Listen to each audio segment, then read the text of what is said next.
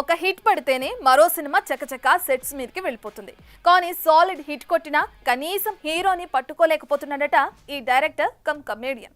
ఇప్పటికే పలువురి వద్దకి చక్కర్లు కొట్టి ఎట్టుకెళ్ళకి ఓ హీరోని పట్టేసుకున్న ఈ సినిమా ఇప్పుడు అతన్ని కాదని మరో హీరోని చేరిందట. మరి ఈ సినిమా ఇప్పటికైనా సెట్స్ పైకి వెళ్తుందా, లేక ఇలాగే హీరోలని మారుస్తూ సినిమానే మారిపోతుందా?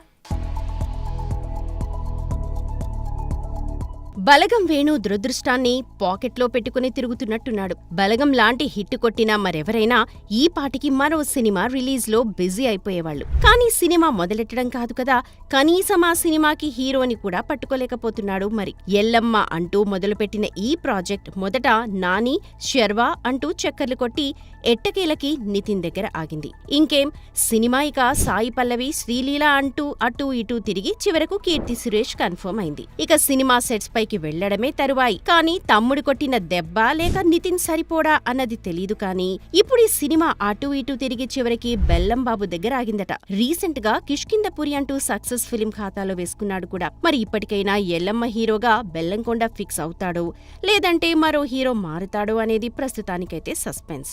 ఇక ఎల్లమ్మ నుండి ఎగ్జిట్ ఇచ్చిన నితిన్ విక్రమ్ కుమార్ తో స్వారీ అనే సినిమా చేస్తున్నాడన్న టాక్ వినపడింది. కానీ అతీగతి అయితే లేదు.